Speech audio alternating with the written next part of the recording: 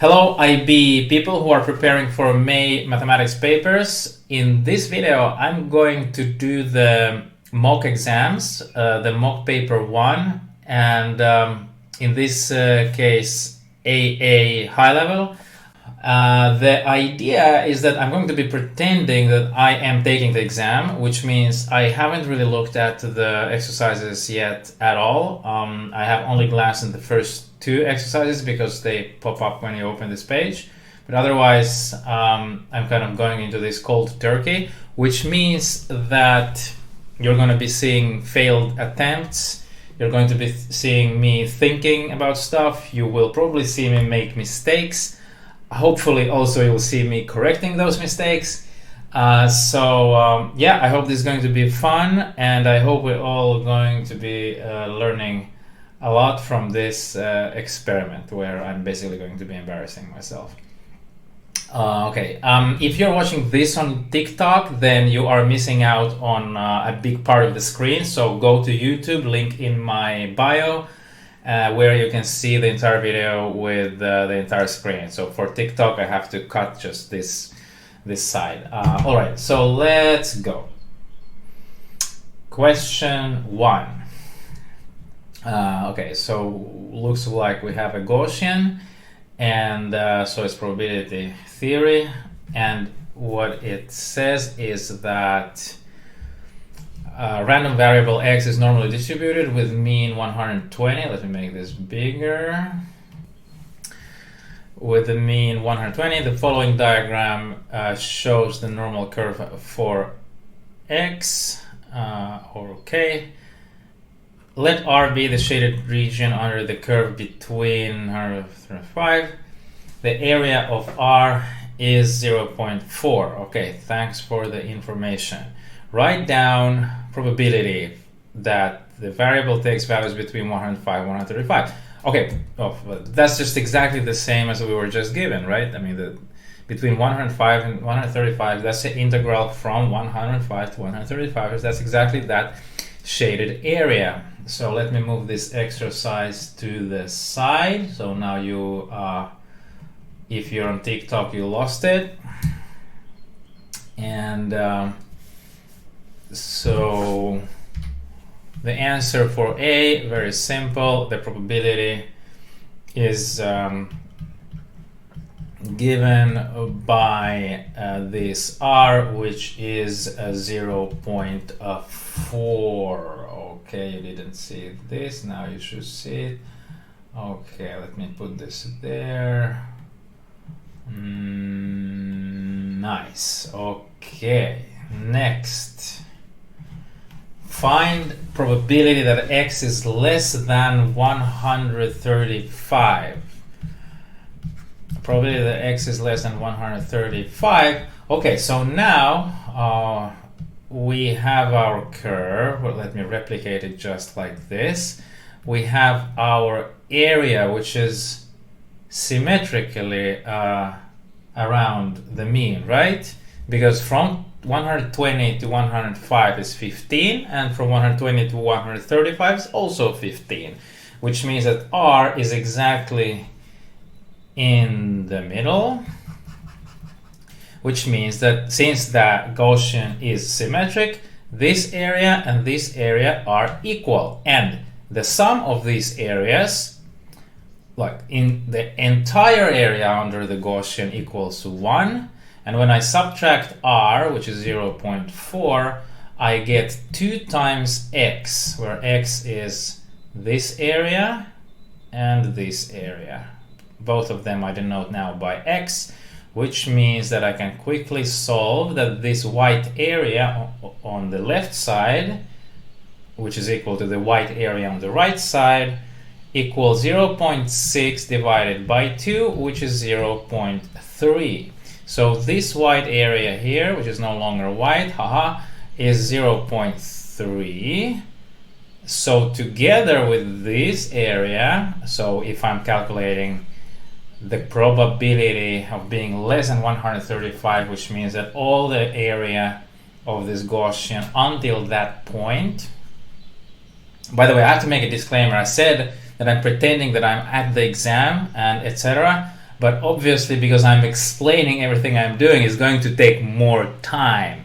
So let's prepare for that. I'm not guaranteeing that I can do this in 2 hours, mainly because I have to explain everything and also kind of deal with my video capturing software and stuff, which I will pause sometimes just not to make this video too boring. Okay, so in any case, that's going to be 0.3 plus 0.4, which is 0.7. Maybe I should have timed myself actually. Well, I'm not gonna do that anymore. And we move to question C.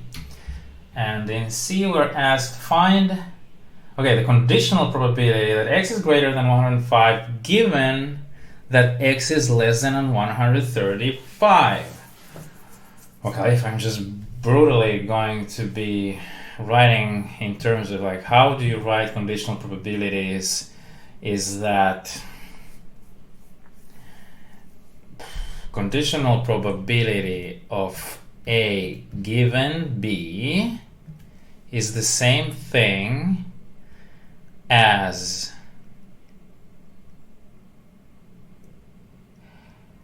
the probability of A restricted to B divided by the probability of B. That's the definition of conditional probability. Okay, so what's A intersected B? So now in our case, A is that x is greater than 105. And B is that x is less than 135. Okay, so let me just draw again somewhere here. Very nice. I'm sorry, let's make it a bit better. Okay, so we have this Gaussian, and we have our A is everything to the left from 105, and B, which is everything to the, A is everything to, by the way, I noticed I made this mistake left, right. This is not the first time in a video. And when I say left, sometimes I mean right. I don't know why. Maybe it's because I'm seeing myself like a mirror, whatever. I don't know why. So A is everything to the right of 105, and B is everything to the left of 135. So their intersection is this area, which is exactly R. So this means that this denominator up here is 0.4 divided by the probability of B, which we also just got in part B of the exercise, which is 0.7. So I claim that this is 4/7, and as far as I can tell, as far as I know, in fact, this is a valid way of writing an answer in an IB paper, so I would not go and calculate it with a calculator. That would be a waste of time. So I move on to the next exercise, and so I remove this and we scroll further. Let me just move this back here so TikTokers can see it, but come on, just go to my YouTube, it's much better. Next question 2. Oh, I wonder if you can see it. It's kind of small even for me. Let me just zoom in a bit. Oh, question 2. Okay, anyway, prove by contradiction that the equation, third degree equation, has no integer roots. Okay, that's interesting. So now I can just replicate the equation on the screen, so we actually don't need this whole thing at all. So let me replicate it on the screen. It's 3x to the power 3 minus 7x squared plus 5. Let me just check that was correct. Yes, equals 0. Okay. Okay, what does it mean that it does not have any integer roots? Okay, first idea, try to bring this, okay, so like from contradiction, meaning let's assume for a contradiction, let me put it here, for a contradiction, assume that there is some integer n, so there is, such that this holds, okay.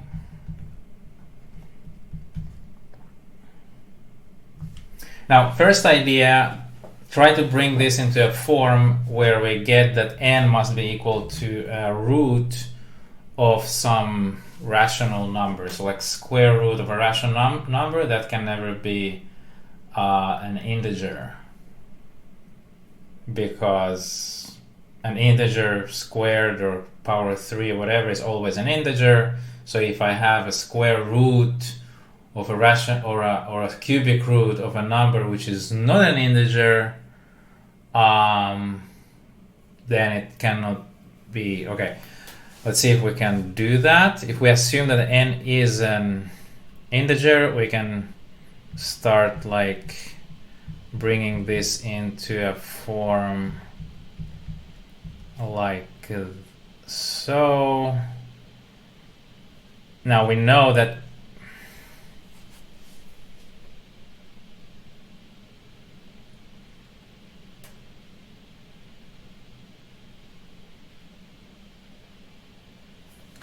okay, interesting. We know that n, let me divide, okay, let's see, 0 does not fit here. So if I put, so we know already that 0 cannot be the solution, n is not 0, okay.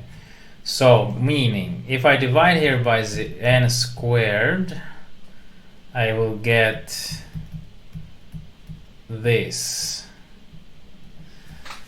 And this means that 3n minus 7 is minus 5 divided by n squared. Now, if n was integer, then 3n is also integer, and if 3n is integer, then 3n minus 7 is also an integer. So we know by our contradiction assumption towards a contradiction that this must be an integer. On the other hand, this does not look like an integer at all. The only possibilities for this to be an integer if n is equal to 1 or minus 1. Otherwise, 5 divided by any other number is not gonna be, because 5 is a prime number. So, can n be 1? So if n is 1, then this is 3 times 1 minus 7, which is minus 4. And that is, okay, let's write it down, minus 4. That's clearly not the same as minus 5 divided by 1 squared, which is minus 5. So we ruled out 1, and it cannot be minus 1 either, because if I put minus 1 here, 3 times minus 1 is minus 3, minus 3 minus 7 is minus 10. So now we'd have minus 10 here. And that's also not the same as 5 divided by minus 1 squared, which is actually also minus 5. So we ruled out minus 1 as well. And any other number, it cannot be any other integer, because if n is any other integer besides 0, 1, or minus 1, then this thing is not an integer, but this is, and they cannot be equal, a contradiction. So, but now we ruled out all integers, and so we're done. Okay, that was easier than I thought, actually. Well, it's only the second question, so let's move on. And we have question 3. Okay, let's see what does it say. The diagram below shows the graph of a quadratic equation. Yeah, seems so. 2x squared plus bx plus c. And what we need to do is write value of c. So I'm going to be replicating the kind of questions first here. So c is the constant, so a will be c. Then b is find the value of b, okay? And write down f of x. Okay, so the b is find b and f of x, and then the last one, calculate the coordinates of the vertex of the graph of C. And the vertex is the lowest point over here. Okay, so in order to do this, we have this picture to help us. C is the constant. Now, what I will do is to substitute 0 in place of x, in which case f of x equals c, and see if I can deduce from this graph. Yes, well, pretty much I can see that it's going to be minus 30. So from the graph we can, from the graph itself, let me move, I guess it would make sense to put the graph here behind myself. From the graph we can see that the place where this function intersects a y-axis is minus 30, and that's exactly the value of a at 0.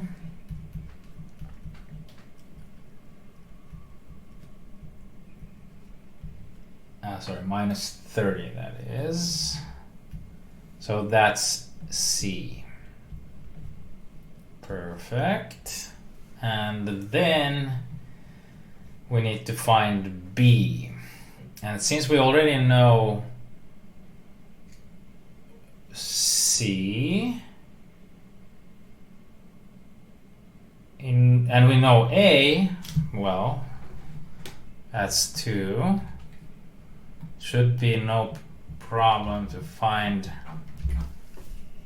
B. Yeah, though that was 2.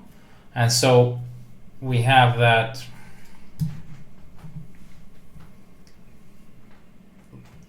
let's say we put in 1 in place of x. Do we know what is it? This? No. Let's put a value where we know clearly the value of the function, and in this picture I can see that at 3, x equals 3, we have that f of x equals 0, so that's going to be the easiest. So what I'm going to do is I'm going to say that f of 3, which is 2 times 3 squared plus b times 3 plus c, which is minus 30, that should give us 0. Yeah. And so we can solve this equation, which is, 2 times 9, 18, plus 3 times b. Okay, let's move 30 to the right side, then minus 18, 3b equals 30 minus 18, which is 12, divided by 3, we get that b equals 4. So that's the answer to part B. And then the last question, C, is calculate the coordinates of the vertex. So that's the lowest point. I mean, one way is, I'm not sure if this exists in the formula booklet, probably not, or if that's allowed to use from memory, but at least I think we can use always that the vertex of the parabola is at x minus b divided by 2a.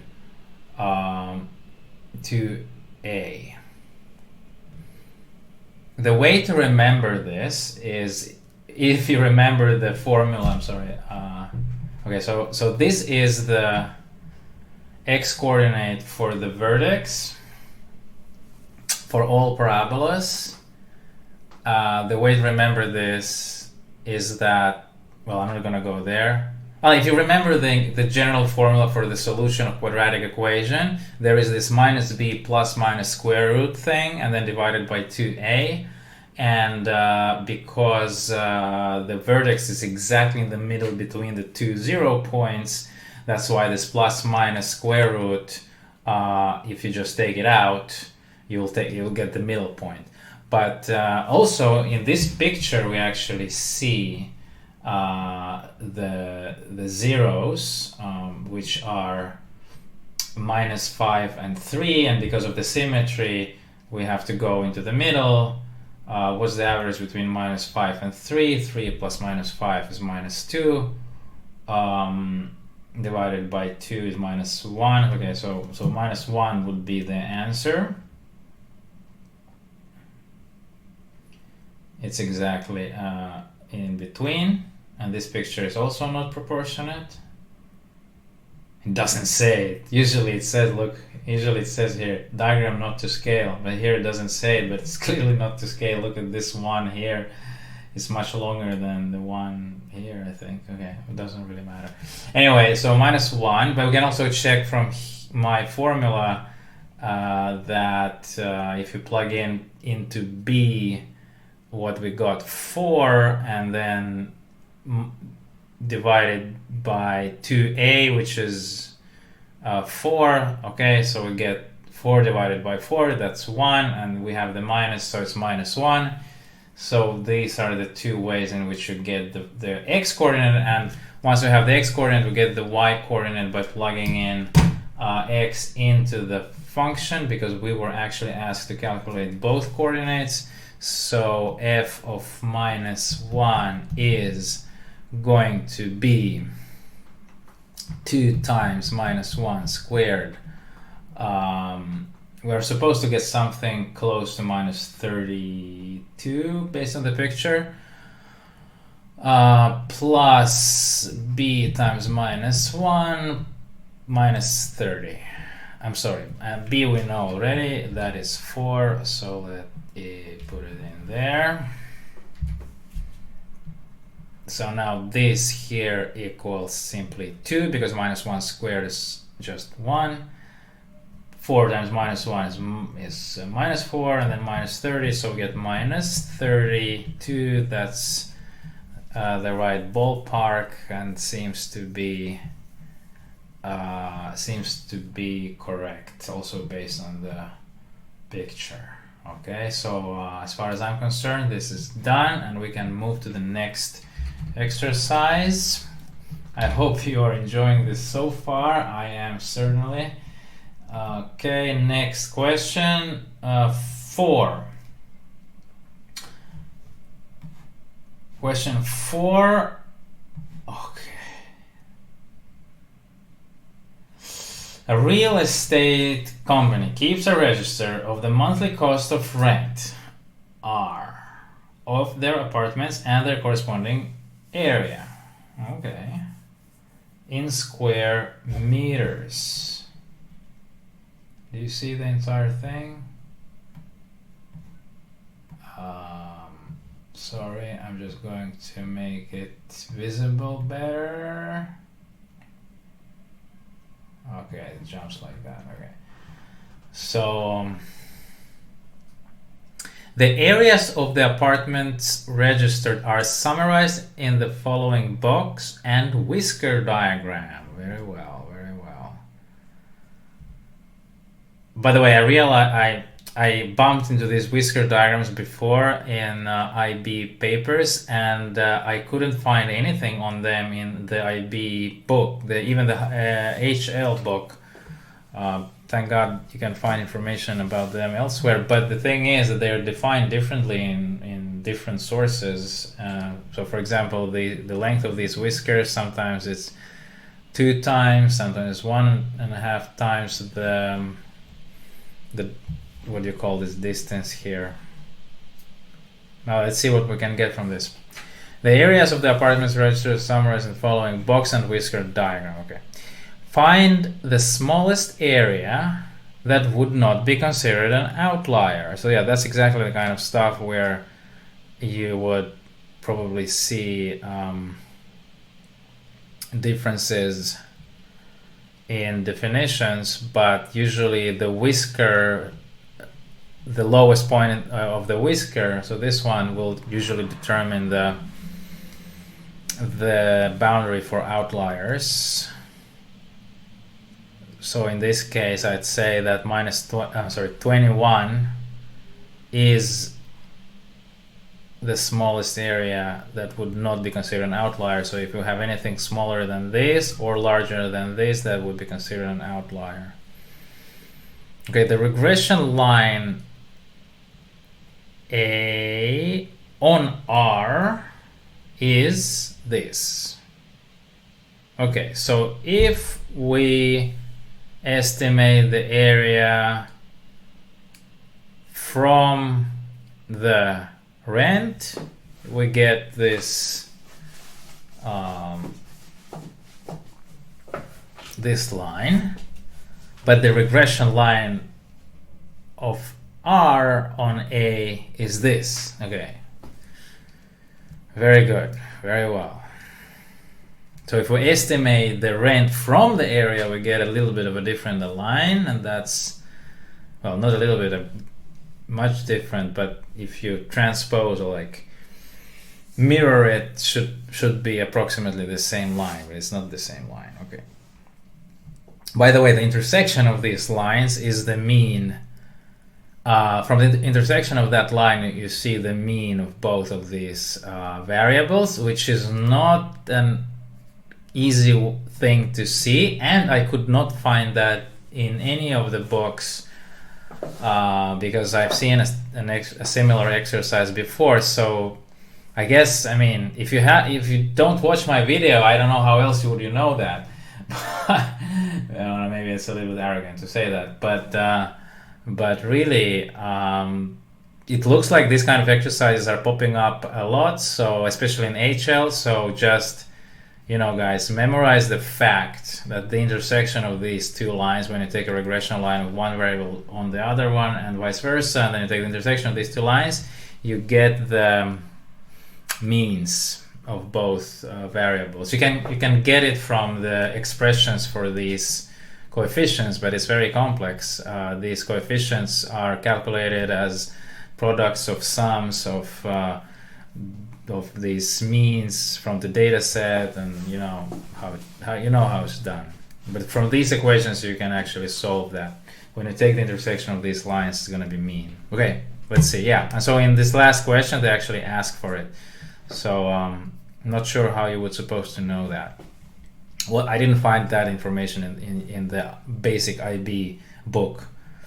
Okay, one of the apartments has a monthly rent of 480. Estimate the area of the rental. Okay, so when we estimate the area from the price, then you would plug in the rent here. Sorry. Oh, sorry. Okay, maybe this is better this way. So we plug the rent into. So let me just do it. Oops, sorry. Now things are moving around. Okay, so 180, and we plug it in.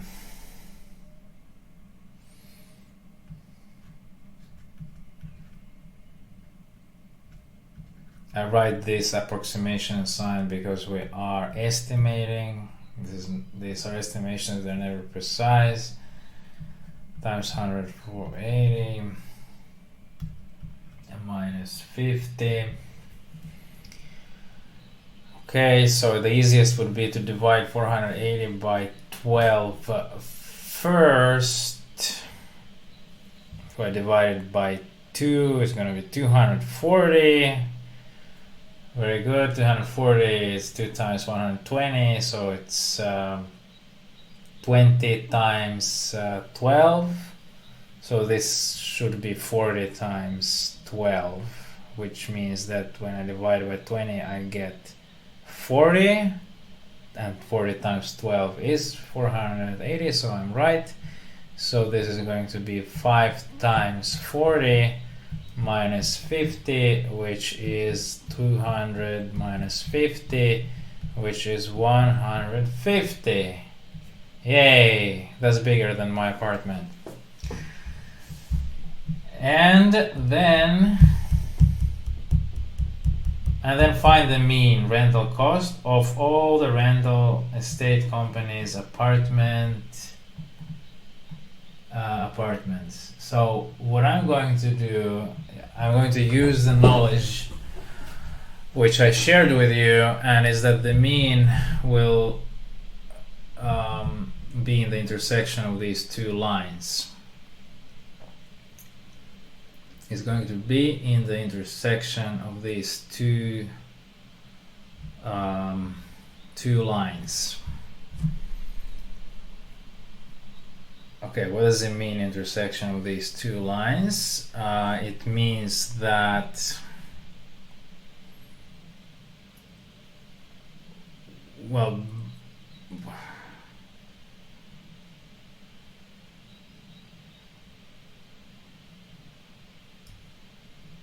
it's some point which satisfies both of these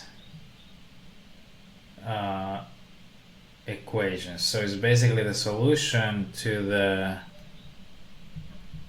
pair of equations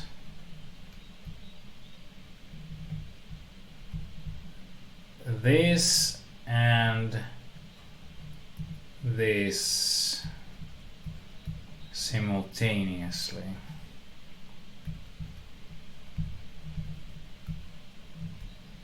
Okay, how do we solve this? I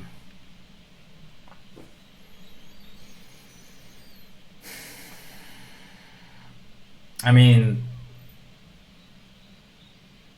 perhaps the easiest is to just substitute R into the first. I mean, there are many ways to do this. We can like sum them up. That doesn't. I'm just looking at these fractions. That are they in some sort of form that it's easy to subtract them from each other or multiply them by each other, but they don't seem to be exactly of any of that kind of form. So I think it's the easiest is to just substitute the R from the lower equation into the upper equation. So then we get that A equals 5/12, and now you will see this only if you are on YouTube. Actually, I'm going to move this here and let's do it. Okay, so R is this minus 50.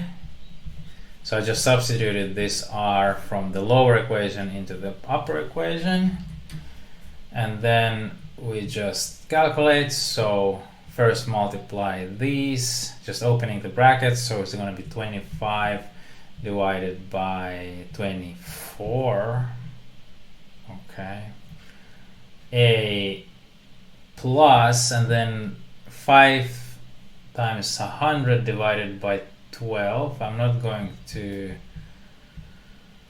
calculate this because it looks like it's not going to be an integer. and then minus 50, and so from this we can solve a. From this we can solve a by subtracting this, so we have that. Oh, interesting. That's actually, yeah.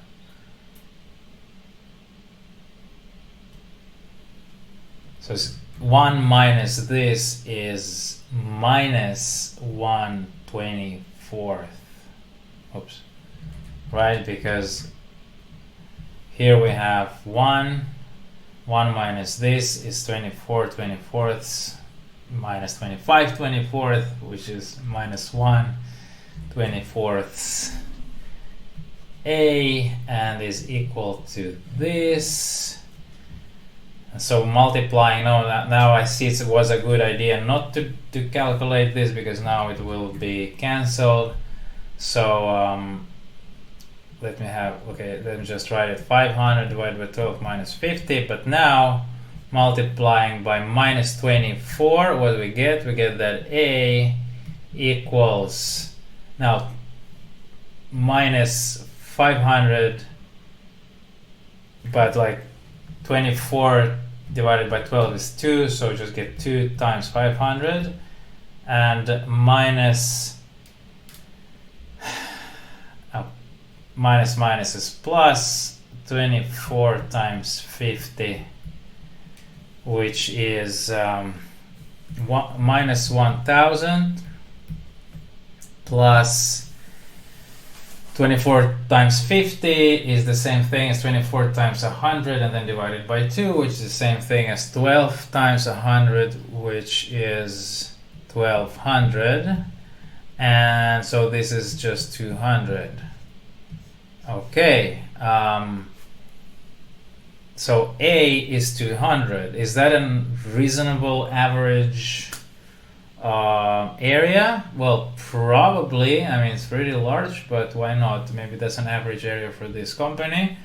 And we can see soon when we plug this into R, and we will see whether this matches our solution to the part B of the exercise, where we had that a 150 square meter apartment would cost about $480. So I would expect now that R should be approximately 600. That, by the way, very cheap for such a big apartment, especially if you live here in Helsinki. Okay. Okay, so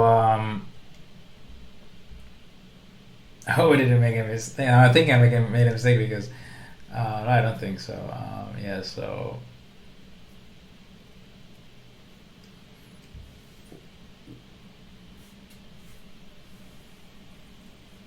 yeah, no, I didn't make a mistake. It's just so funny that it's so cheap. That's why I thought I made a mistake. Okay, substituting 200 into here will make, okay, so it's immediately divided by 2, which makes it just 100. So R is going to be 5 times 100, which is 500 plus, oh, that's exactly 600, like just like I said that it would be. Okay, so this is my solution. The average rental cost is 600, and the average area, which by the way they did not ask, so we should never give the answers for things they didn't ask for. So we just give the rent, which is the average rent is 600. Now I did something strange, but yeah, let's move on to the next exercise. Sorry, next question. I call them exercises just out of habit. Let's bring the thing back. I accidentally scrolled down. Okay, next. Okay, using the substitution u is square root of x minus 1, find the value of a crazy integral. Okay, that's fun. Let me just let me just do one thing.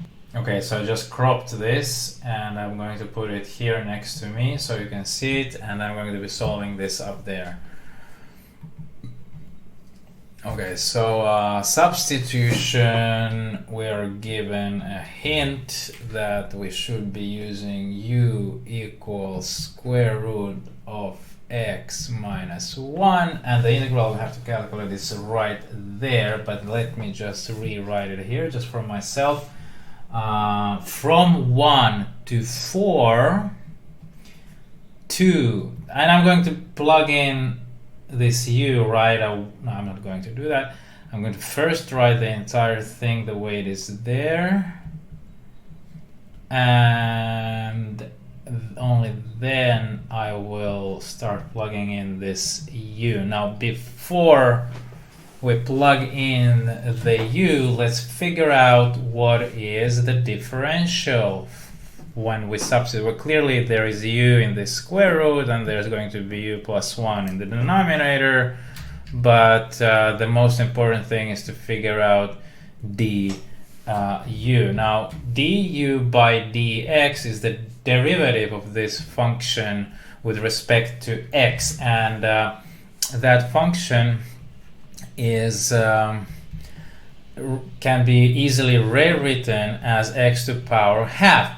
There is another video of mine where I explain why this is the case, why square root of x is the same thing as x to the power half, but I'm not going to do this in this video. Minus 1. Now when we take this derivative, minus 1 disappears simply because it becomes 0, and the rest is half times x to the power half minus 1. This is the standard derivation formula, and half minus 1 is minus half, so half times x to the power minus half. Minus makes the thing go around, so we have basically square root of x in the denominator. So this is the derivative of square root. Looks like this. And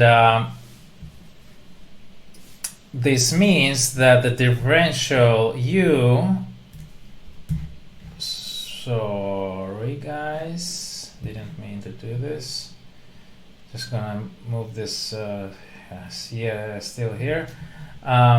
Differential is equal to this. I mean, that's one way to put it. Another way to put it is that the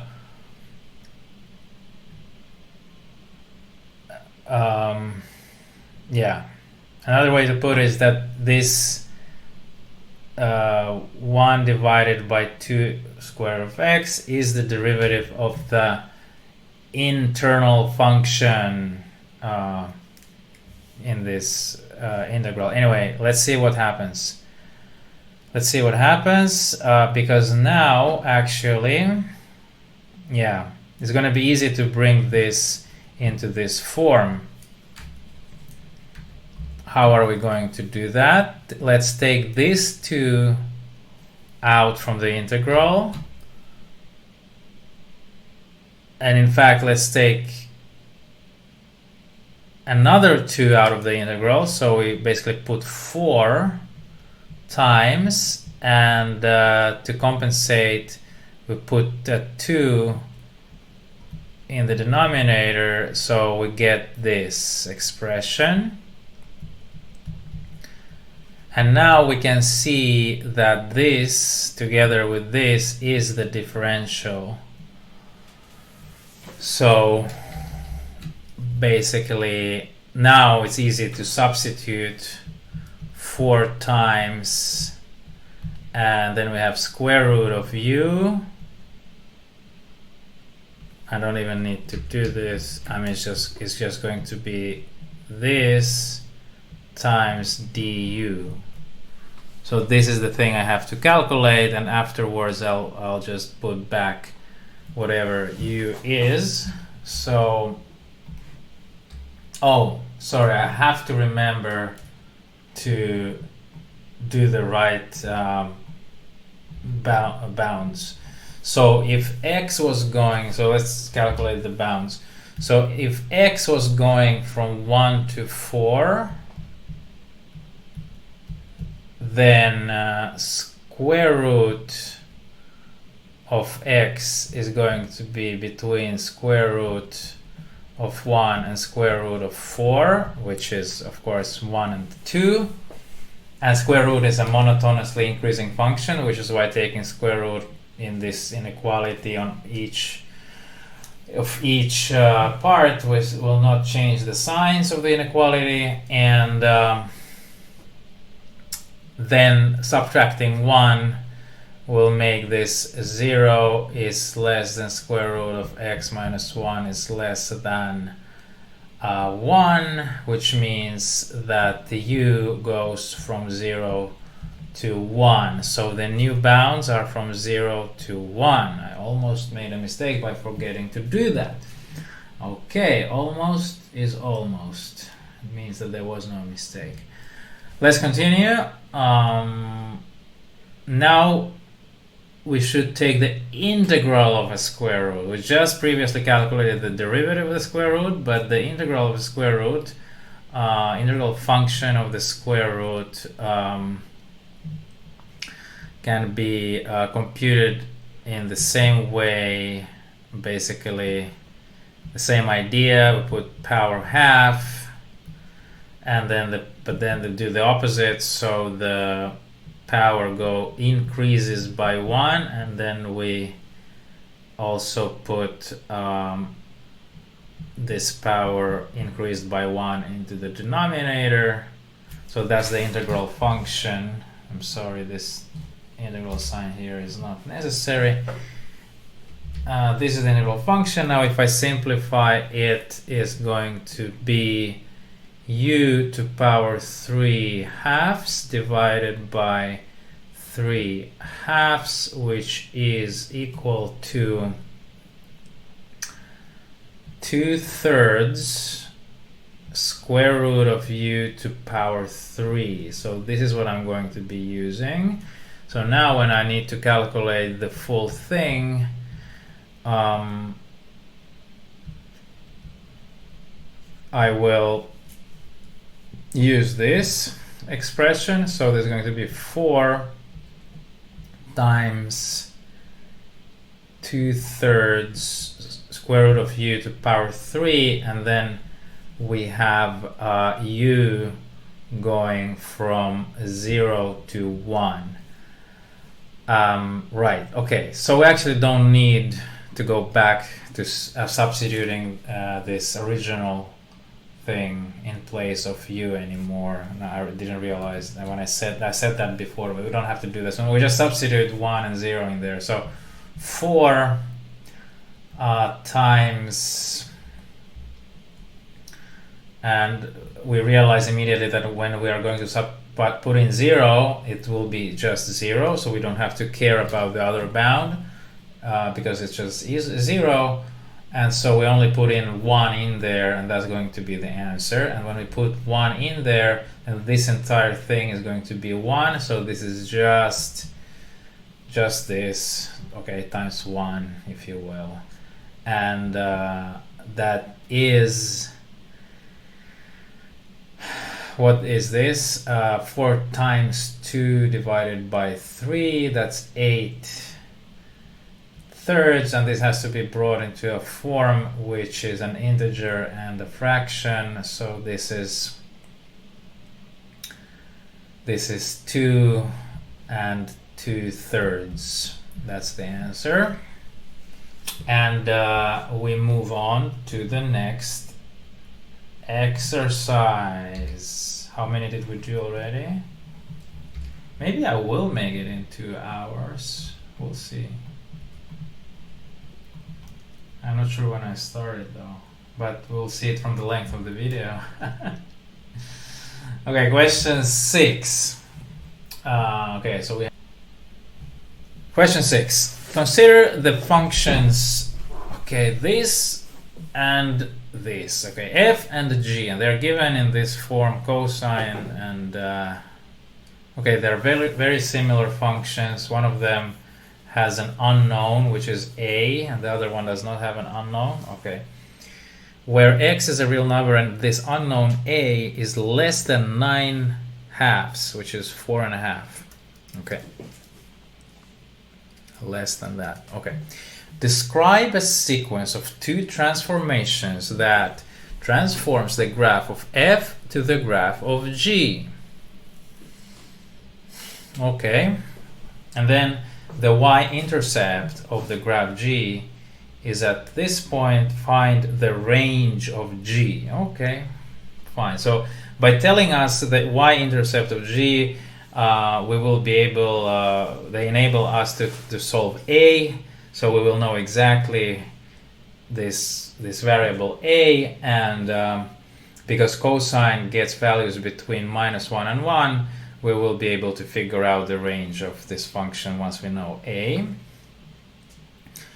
And now the answer to the first part, describe a sequence of two transformations. Okay, so clearly this we substitute in place of x, this x plus pi divided by 3, which is shift in the horizontal direction. So it's a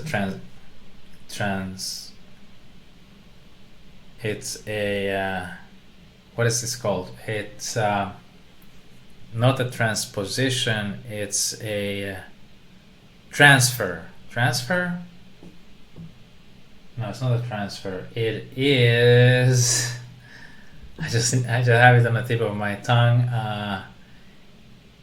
It's in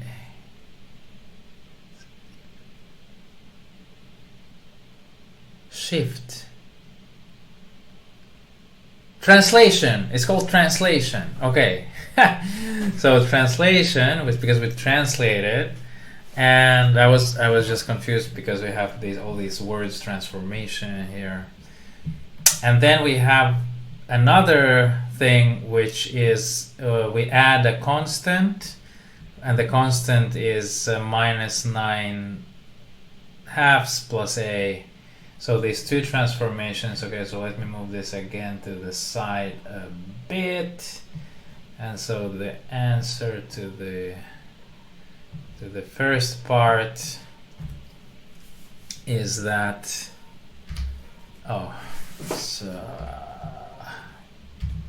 the answer to the first part is that, okay, we have the translation, x becomes x plus pi divided by 3, and then the other transformation is basically plus, okay, well, how am I going to write it? I'm going to write it like this. So f of x first becomes f of x plus pi divided by 3. So this changes this f into a function which is otherwise the same, but in place of x we have x plus pi divided by 3. And then the second transformation is where we add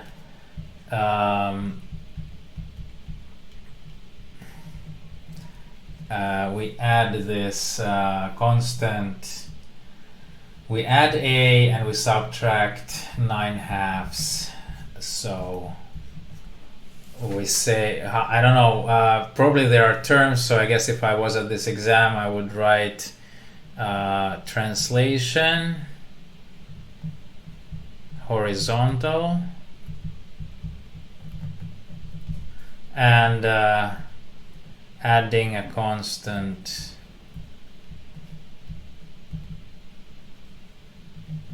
which is a vertical translation, in fact, because we move the entire, or shift,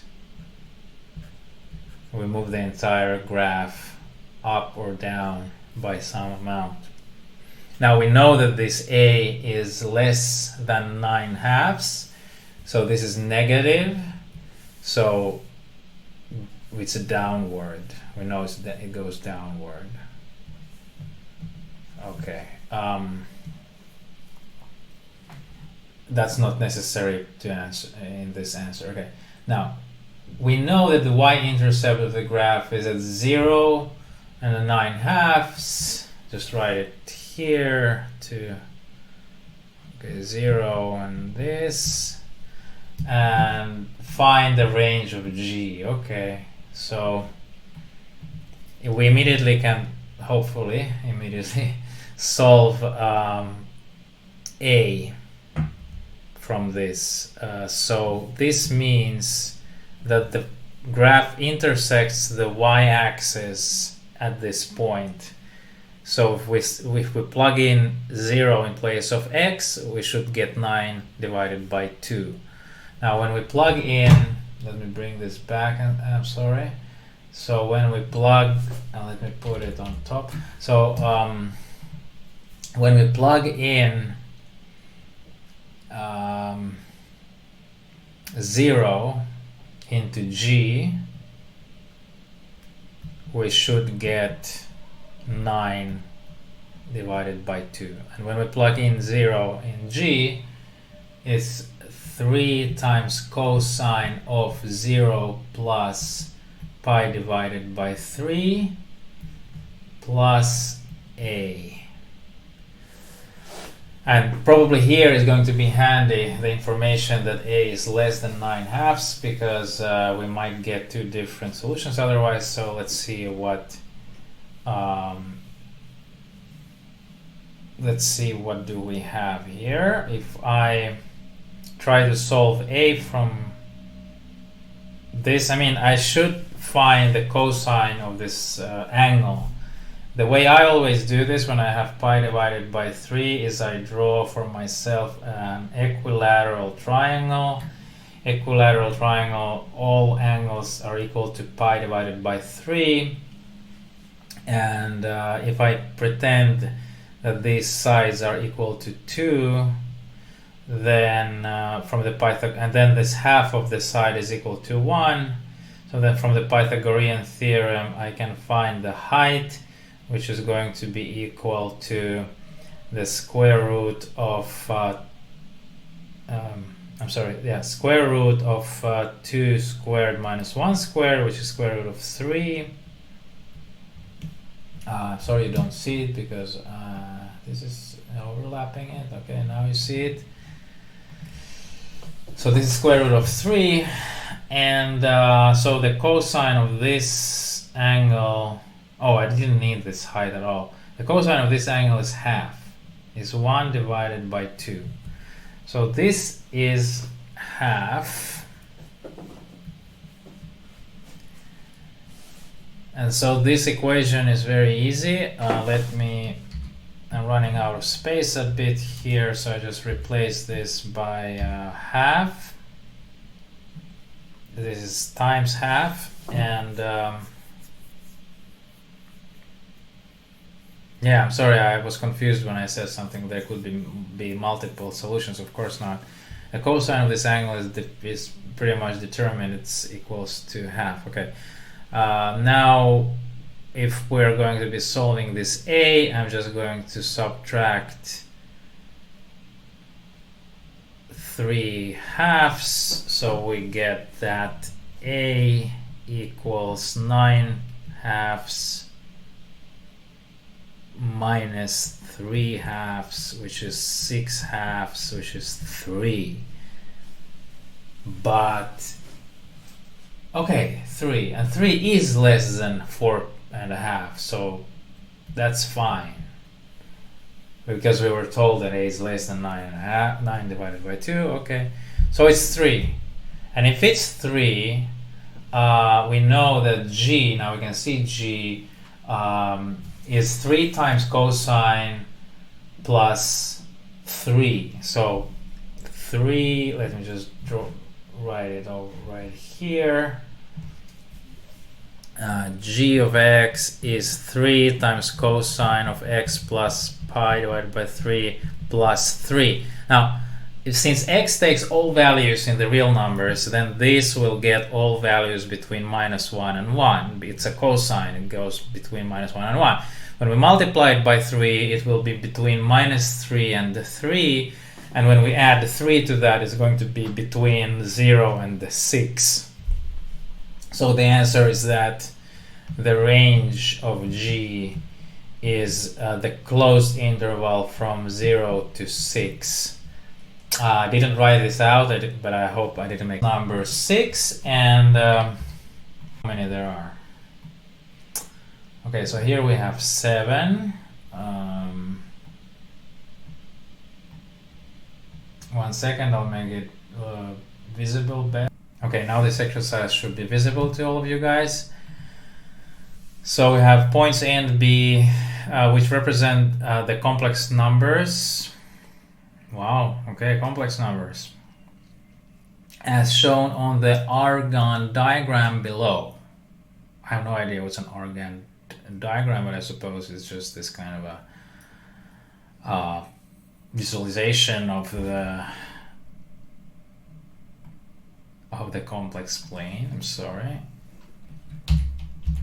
Okay, now it's better. Now you can see me, even though I do this. Okay, Argand diagram, I imagine it's this, whatever we see here. Find the angle AOB.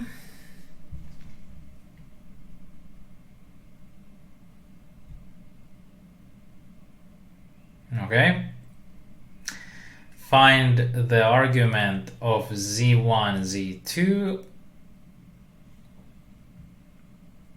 And finally, given that the real powers of this PZ1, PZ2 all lie on a unit circle centered at the origin. Find the exact value of P. Alright, so let's start with the first one. Find the angle between these two vectors. Okay, there are a number of ways we can do that. And if we're thinking about the complex numbers, we can try to look for the argument. So complex numbers are given usually in the form. Let's see if I can actually write on top of this. Wow, okay, so the complex numbers are typically, do you see that? Oh, it's in the wrong place. Wow. Okay, so they are typically of the form cosine phi plus I sine phi. This is plus and times some number r. And if you can find this angle phi, then you have found the argument. And the argument is basically the angle, here. Except not here, but usually the argument is like this angle when you go around counterclockwise. So the first thing I would try here, sorry, this is just a mess with these windows that I have opened here.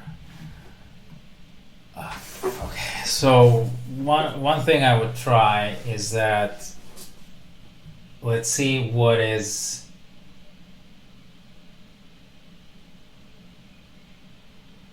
will happen. Oh, 1 second. Yeah, so another way of writing this is e to power, sorry, it goes just right there. One way to write this is e to r times e to power I phi. From this, I recall now that if I take, I mean, by the way, one way to calculate this angle is just to treat this as vectors and then take the dot product, and then you get the cosine of the angle, and then you take the arc cosine, and then you get the angle. But I'm just trying to approach this with complex analysis in mind. So if I have two complex numbers, one of them is of the form e to power I phi 1, and this r1, and this one, okay, and then the other one I divide by another one, which is r2 e to power I phi 2, then by the rules of division of the exponentiation, I get r1 divided by r2 times e to power I phi 1 minus phi 2. And then this is, do you see this? You should see this. In fact, you probably see it best if I do like this. So from here, you can see that if I divide one complex number by another, then the argument of that number is going to be the difference between the angles of the original ones, which in this case is exactly what we want, because in this part A of this exercise they're asking for the angle between z1 and z2. So if the argument, let me try to draw again on this, this is so annoying, I'm sorry, because this is not drawing where I think it should be drawing. So the argument of A is this angle, and the argument of B is this angle. So if I find those angles, then the difference between them is going to be the angle that I'm looking for. But also, if I just take z, which way around I want the angle of A minus B. So if I divide z1 by z2, the argument of that complex number will be what I'm looking for. So let me just try that first. So I'm going to, let me move things again a bit. Let's put it here. So I want to divide z1 by z2. That's going to be square root of 3 minus I divided by minus 3 minus 3I. Yeah, well, that's not how, okay, I would like to avoid doing this division, in fact, so instead I will just tell you what I'm thinking. Okay, here's what I'm thinking. I know that in this other complex number, so in this z2, the cosine and sine are equal. So this part and this part are equal, and this r is equal to, doesn't really matter. What I know that in z2, cosine of phi equals sine of phi. Not so many angles like that, where cosine and sine are equal. These are all these angles which are of the form pi divided by 4 plus, not 4, in fact, wait, yeah, pi divided by 4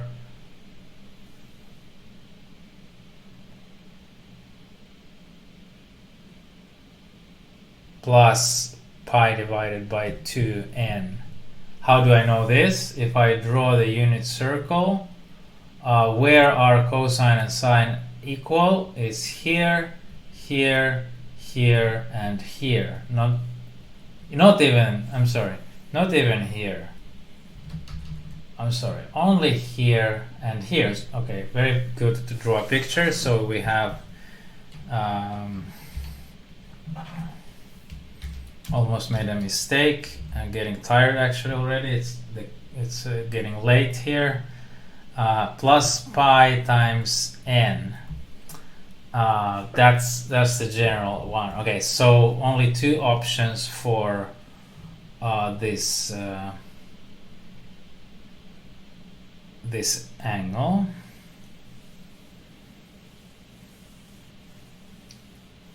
And then, yeah, okay. So that's the angle of this. Do you see my pointer? Okay, so this angle here is clearly, if we have to pick between pi divided by 4 and pi divided by 4 plus pi, which would be then exactly this angle, is the second one. So it's like pi divided by 4 plus 5, which is 5 pi divided by 4. That's this. That's the argument of z2. And when we look at z1, which is this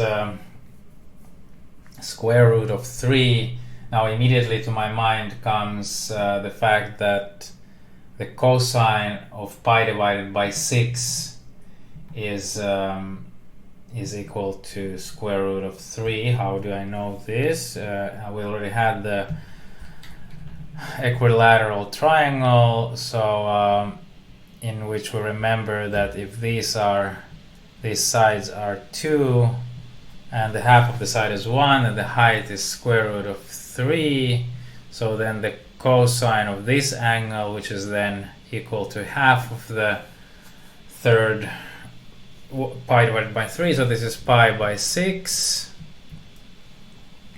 So the cosine of pi by 6 is equal to square root of 3, and so basically what we get now from everything I just did is that z2 equals cosine of 5 pi per 4 plus, let me just remove this mess. I'm on purpose skipping for a while this coefficient r, so plus sine times the same angle, which is the argument, and then we have to multiply by something so that we get minus 3 minus 3, and we have minus 3 minus 3. That means that the length of the absolute value of the complex number is square root of 3 squared plus 3 squared, which is well, 3 squared is 9, square root of that is 3, so it's just like square root of 2 times 3. So that's that should be multiplied, and then also minus 1.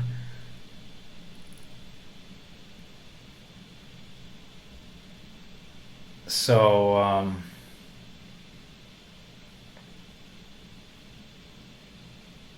I'm sorry, saying some strange things.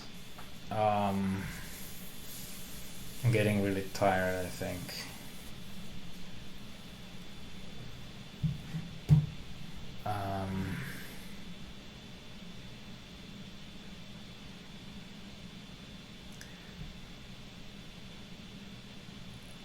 Or not, or is it right?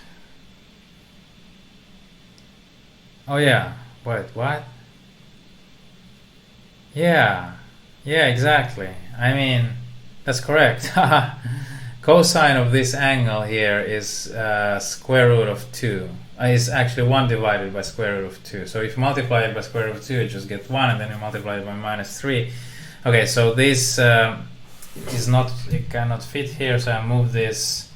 So this becomes minus square root of 2 times 3 multiplied by this. This is z2. It's going to solve both of them. I mean, rewrite both of them in this way. So, and z1, as we figured out, square root of 3, you get as a cosine of pi divided by 6. Now, or minus pi divided by 6. And from this picture, we can totally see that it's minus pi divided by 6, which, if we look at the entire angle, if we go counterclockwise from the real axis, then that's 5/6. So actually, more correct would be to say that it is, I hope you're following what I'm doing, 5/6. So the cosine of this angle is the same as that of minus pi divided by 6, which is the same.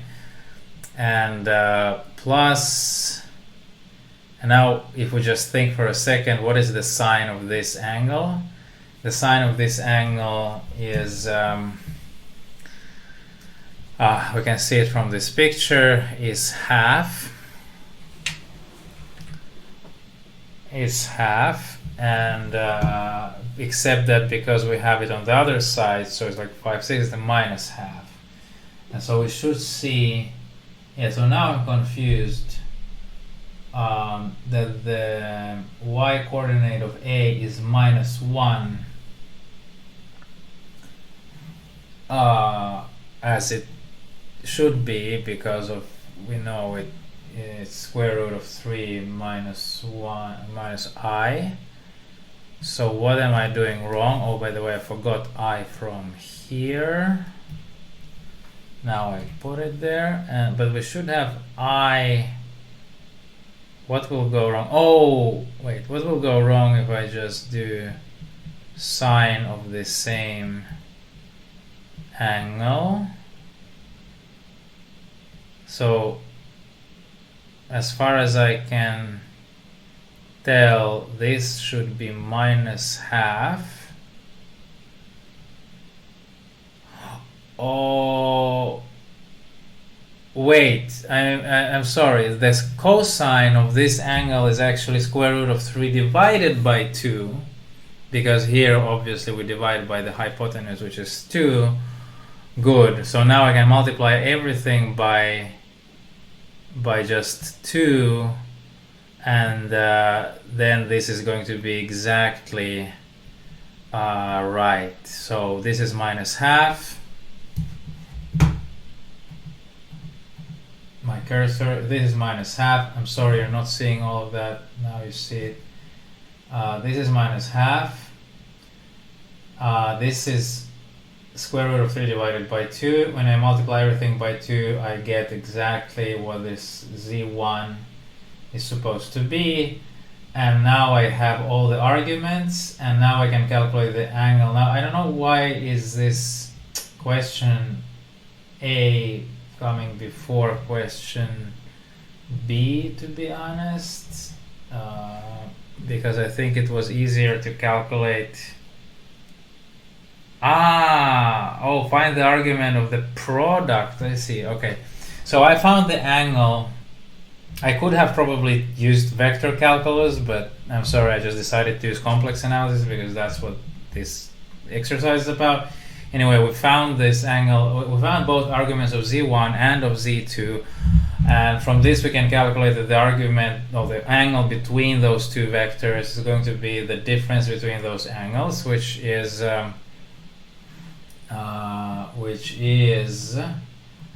so let me just move this away. The difference between these two angles will be, let me just check again which way around we should do this. So the angle of z1 minus the angle of z2. The angle of z1 is 5 pi divided by 6, and from this we subtract 5 pi divided by 4, which equals, okay, let's do the standard trick. Let's use 2 and 3 as the coefficients. So this will be 10 pi divided by 12, and this is going to be 15 pi divided by 12. Why am I getting a negative number? Because I'm subtracting. This is supposed to be larger. What the hell is going on? I did something wrong. I'm sorry. I'm getting tired. So good. I noticed my mistake. Yay! should be positive about that. So my mistake is that this angle is not 5, 6. It's 10, 6. Okay. So the full angle obviously is 2 pi and not pi. So if this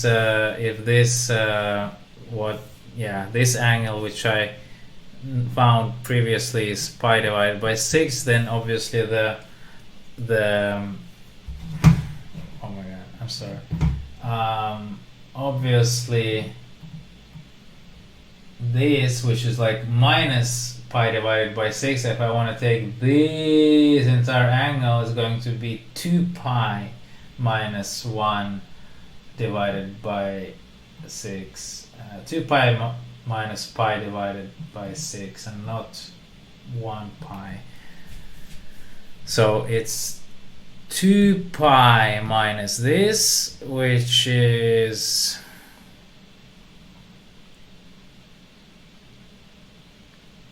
the same as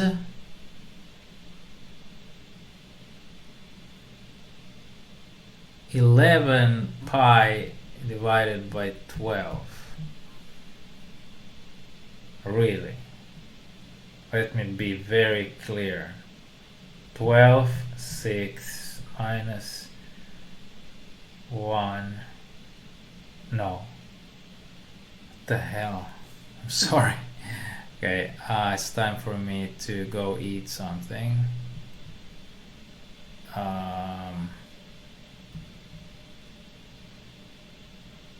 11/6. Yes, okay, now it's correct. Which means that here we should put 11, and also here we should put 11. Otherwise everything is pretty much okay, I will say. But that means that here, see, I noticed my mistake because I got a negative number and I was like, that's impossible. That's something we can learn from. At least I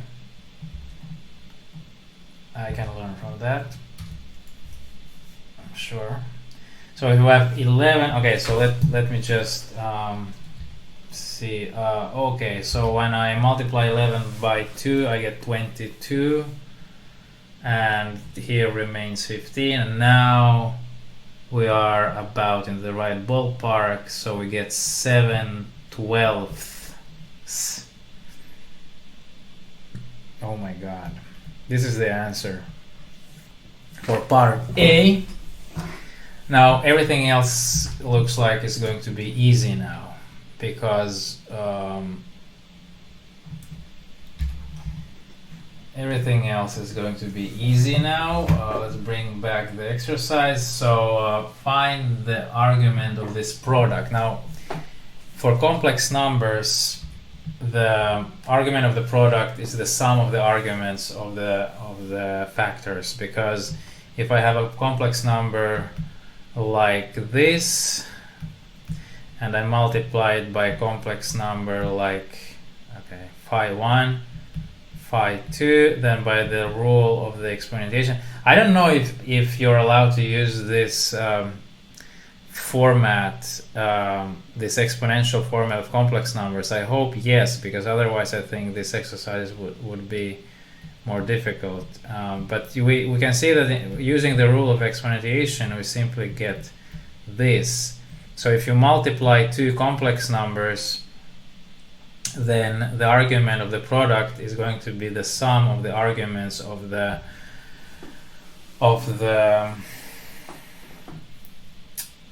factors. And our factors, now from my memory, the arguments were 5 divided by 4 times pi, and the other one was 11/6 pi, and so the sum is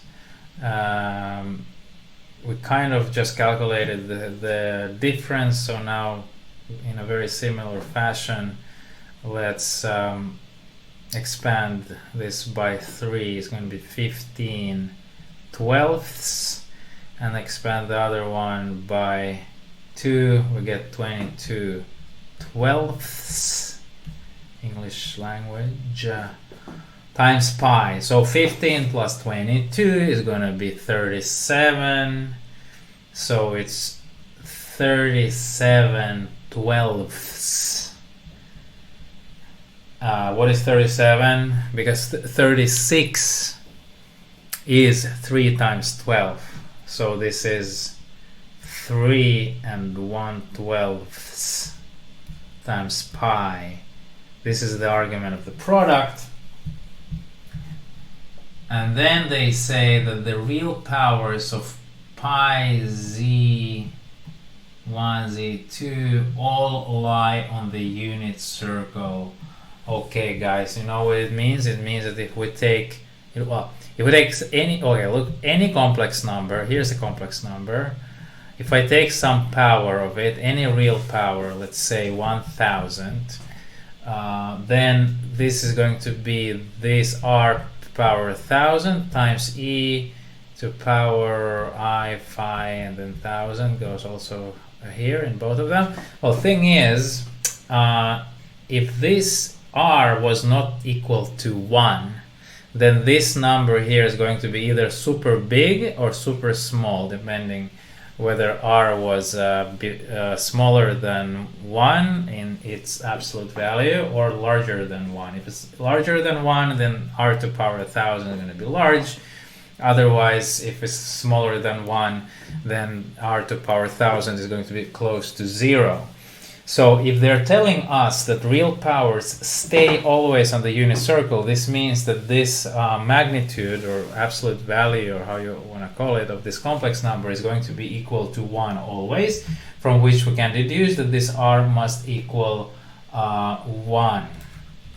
So basically they're saying that the absolute value of pz1, z2 is going to be 1. Now, we know from our previous calculations, and let me move back to our previous calculations, which I removed. We know that the r, the number r, are here. It's, for one of the numbers it's 2, for the other one it's minus square root of 2 times 3. So if I just move all of this a little bit to the, so now if I take p times z1 times z2, so that is p times, so if z1 is r1 times e to power whatever times z2, so I now denote like this, so in my notation now this is z1 and this is z2, then what I know now from what I just said is that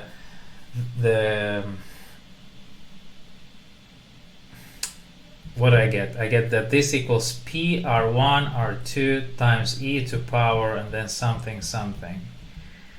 But the point is that I know that this here is supposed to be 1 because this is the absolute value of this complex number. So I know that p times 2 times square root of 2 times 3 should equal to 1, from which I deduce that p must be equal to 1 divided by 6 and times square root of 2.